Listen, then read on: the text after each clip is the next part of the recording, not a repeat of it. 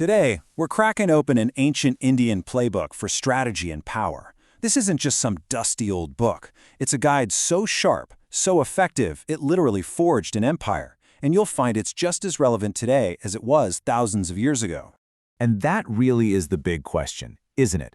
See, the story of Chanakya isn't just about lofty ideas. It's about a real guy who, against all odds, managed to unite a massive, fractured subcontinent. He built one of the greatest empires in history. So, how on earth did he do it? All right, here's our game plan. First, we'll meet the man himself, the kingmaker. Then, we'll dive deep into his core principles of power. After that, we'll see how this ancient wisdom can actually apply to our lives today. And finally, we'll look at why his legacy is still so powerful, even after all this time. So let's get into it. Our story doesn't start in some grand palace with a king. Nope, it starts with the very personal mission of one brilliant and very, very determined scholar. I want you to just picture a map from around 320 BCE. You wouldn't see one unified country. You'd see dozens of small, squabbling kingdoms, all competing with each other. This total disunity made the whole region a sitting duck, a weakness that was brutally exposed when Alexander the Great and his armies came marching in. It was a time of pure chaos, just waiting for someone to step up. And right into this mess steps Chanakya. Now, he wasn't a king, he wasn't a general, he was a scholar. And after being publicly humiliated by the corrupt and arrogant King Nanda, Chanakya makes this incredible vow. He unties his hair and swears he will not tie it back up, a huge symbolic act, until the entire Nanda dynasty is wiped from the face of the earth. But this wasn't just about revenge. It was a mission to find a leader who was actually worthy of ruling. And let me tell you, he was ruthlessly efficient. He finds his perfect leader in a brilliant young man named Chandragupta Maurya. With Chanakya as the master strategist, the brains behind the whole operation, the Nanda dynasty was taken down. Just like that, he puts Chandragupta on the throne, and from there, the two of them build the Mauryan Empire, the largest India had ever seen. And this is so important. Chanakya proved his theories worked in the real world before he ever wrote them down. Okay, so we've met the man, now let's get inside his head. What were the actual principles, the core ideas that fueled this unbelievable success? So Chanakya's work is what's called a Niti Shastra. Don't get hung up on the name. This is not some dusty, abstract philosophy. Think of it more like a practical, no-nonsense user's manual for how the world actually works. It's a guide to navigating power, politics, and, well, human nature. And one of the best things about Chanakya is how visual his advice is. He doesn't just say, hey, watch out for two-faced friends. No, he paints this powerful picture that you just can't forget. He's telling us to run a little test. Imagine someone hands you this beautiful pitcher, and right on top you see creamy, fresh milk. Looks great, right? But Chanakya warns us, hold on, look deeper.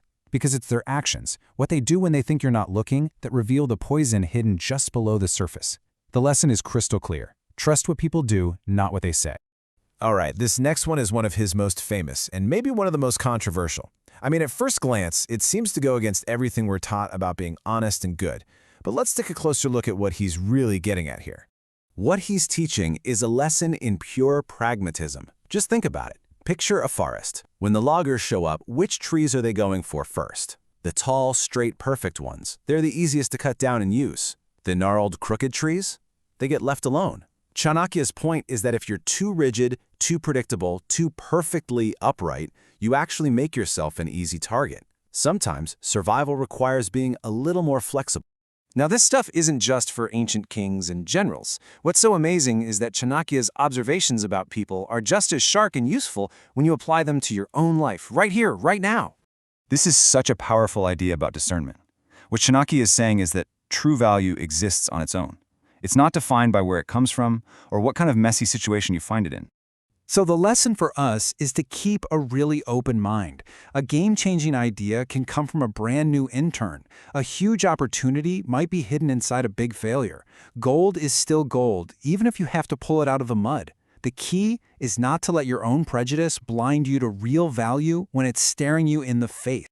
Man, Chanakya had such a way with words. To teach this lesson on quality over quantity, he gives us this absolutely beautiful metaphor. He says having 100 foolish sons is like having a sky full of stars. Sure, there are a lot of them, but they don't give off any real light. But one single, good sun, well, he's like the moon, bright enough to light up the entire night sky all by himself. It's just a powerful reminder to focus on substance, not just numbers. Thousands of years before we had social media friends, Chanakya gave us the ultimate friendship test. For him, a true friend isn't someone who shows up for the party.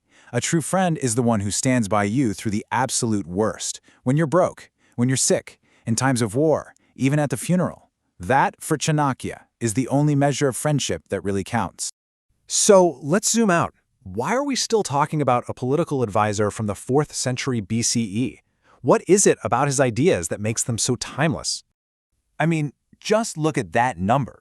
For over 2,300 years, these principles have been studied, debated, and put into practice by leaders, entrepreneurs, and regular people. That incredible lifespan alone tells you there's something deeply, universally true about what he had to say. And I think the secret is his realism, pure and simple. Chanakya wasn't writing about how people should be in some perfect world. He wrote about how people are, with all their ambition, their fear, their loyalty, and their capacity for betrayal. And because human nature hasn't really changed, his insights are still shockingly accurate. And that's why his work is so universal. That poison pitcher test, it works just as well for a sketchy business partner today as it did for a rival kingdom back then. That lesson about the straight trees, you can apply that to your career strategy just as easily as to warfare. So, if we boil this all down, what are the big takeaways? First, strategy isn't magic. It's the result of smart, determined, practical work. Second, you have to be discerning. Always look past the surface to see what's really going on. And finally, remember that wisdom is everywhere. You just have to be willing to see it. And that brings us right back to you. Chanakya took these timeless principles and built an empire from scratch. We live in a world that's constantly changing, full of its own challenges. He's given us the playbook. The only question left is, which play are you going to run?